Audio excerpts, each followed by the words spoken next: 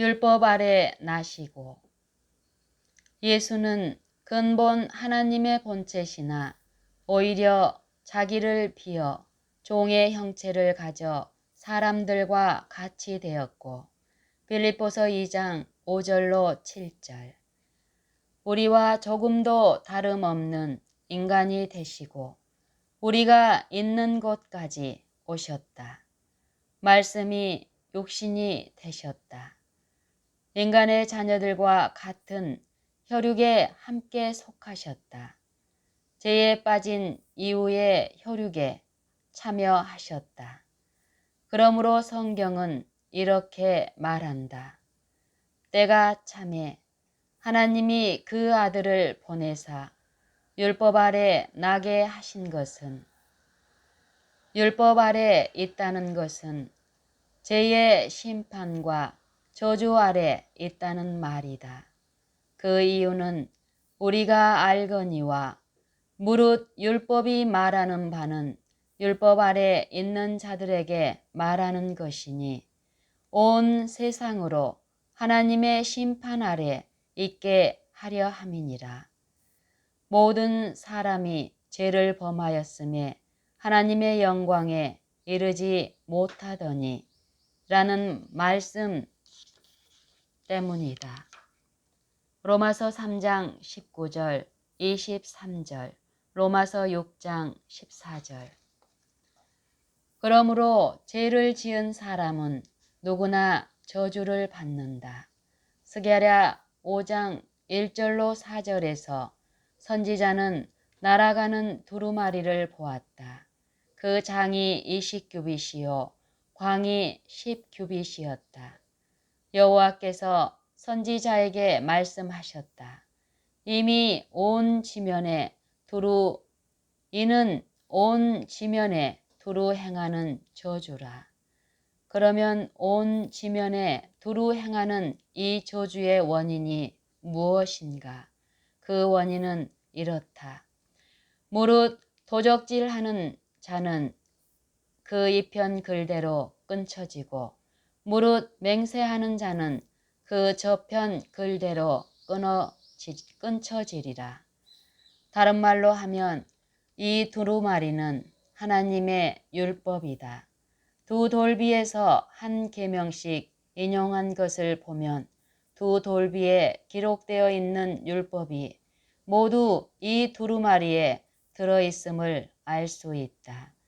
도적질하는 사람으로 둘째 돌비의 율법을 범한 사람은 모두 두루마리의 이편 율법대로 끊어지게 될 것이며, 맹세하는 사람으로 첫째 돌비의 율법을 범한 사람은 모두 두루마리의 저편 율법대로 끊어지게 될 것이다.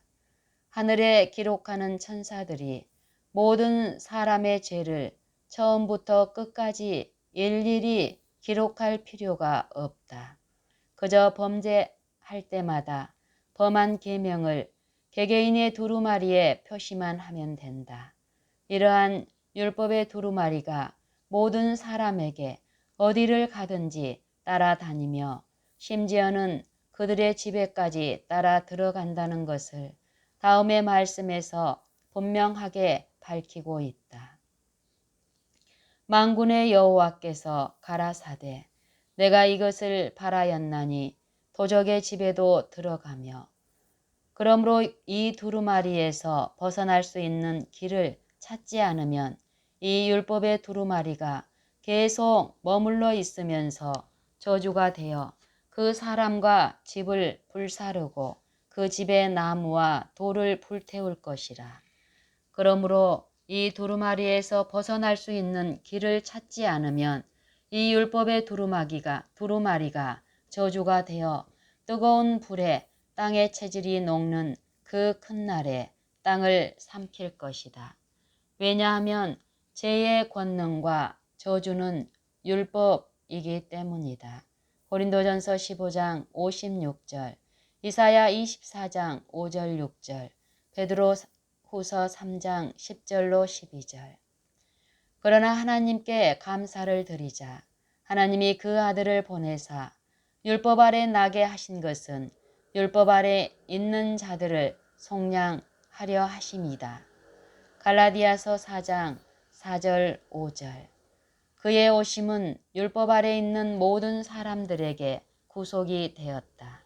그러나 율법 아래 있는 사람들을 완전히 구속하기 위하여 몸소 인간이 있는 곳인 율법 아래까지 오셔서 같은 인간이 되셔야만 했다. 그리하여 이러한 인간이 되시어 이 세상에 오셨다. 그는 율법 아래 나셨고 죄가 되셨고 율법의 정죄를 받으셨다. 율법 아래 있는 어느 사람과 다름없이 죄인이 되셨다. 율법을 범하여 정죄를 받고 있는 어느 사람과 다름없이 정죄를 받는 자가 되셨다. 이 세상에 사는 사람은 어느 누구를 막론하고 일찍이 받았었고 또 받을 수 있는 그러한 저주를 완전히 받는 자가 되셨다. 왜냐하면 나무에 달린 자는 하나님께 저주를 받음이니라고 성경은 말하기 때문이다. 신명기 21장 23절. 히브리어 성경은 이 말씀을 더욱 강력하게 표현하고 있다. 직역을 하면 나무에 달린 자는 하나님의 저주이니라. 이 말씀은 분명히 그리스도에 관하여 사실 그대로 강력하게 말해주고 있는 것이다. 왜냐하면 저주를 받은 바 되사라고 성경은 말하기 때문이다. 이와 같이 율법 아래 계실 때에 율법 아래 있다는 말이 의미하는 바를 완전히 이루셨다. 죄가 되셨고 정죄가 되셨고 저주가 되셨다. 그러나 이 모든 것이 되셨다는 말을 영원히 기억하도록 하자. 그리스도 자신에게는 이렇게 될 수 있는 어떤 허물이나 타고난 흠이 결코 없었으나 이런 자가 되셨다. 오로지 우리를 위하여 이런 자가 되셨다. 율법 아래 있는 우리를 위해서이다.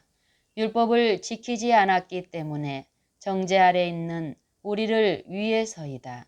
망령되이 맹세하고 거짓말하고 살인하고 도적질하고 간음하고 또 우리를 따라다니고 우리의 집에 머물러 있는 하나님의 율법의 두루마리에 기록되어 있는 모든 다른 글을 범하여 저주 아래 있는 우리를 위해서이다. 그분은 율법 아래 있는 자들을 속량하기 위하여 율법 아래 계셨다.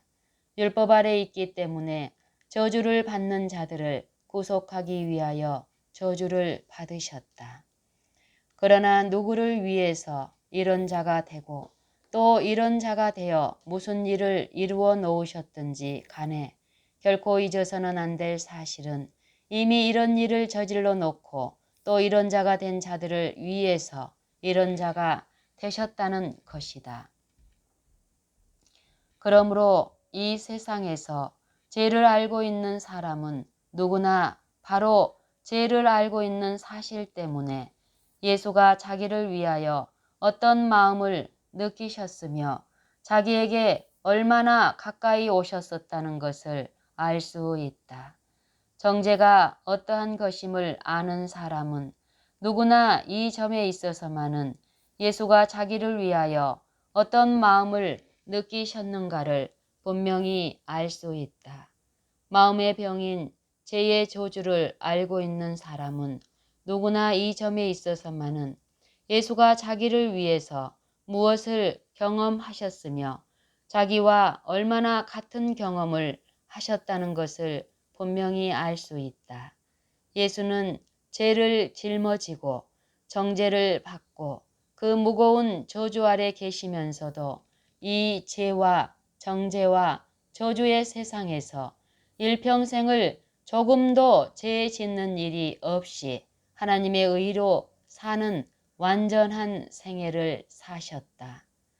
그러므로 누구든지 죄와 정죄와 저주를 알 뿐더러 예수가 실제로 인간과 마찬가지로 이 모든 것을 몸소 느끼고 체험하셨다는 것을 아는 사람은 예수를 믿을 때에 하나님의 의가 그의 생애에 들어와서 완전한 생애를 살고 죄와 정죄와 저주에서 구속을 받아 자기의 남은 생애에 하나님의 의를 드러내며 결코 죄를 짓지 않도록 보호받는 것을 체험적으로 알 수 있다.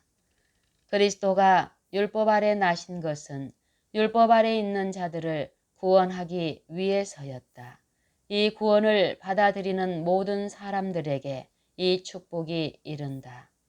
그리스도께서 우리를 위하여 저주를 받은 바 되사 율법의 저주에서 우리를 속량하셨다.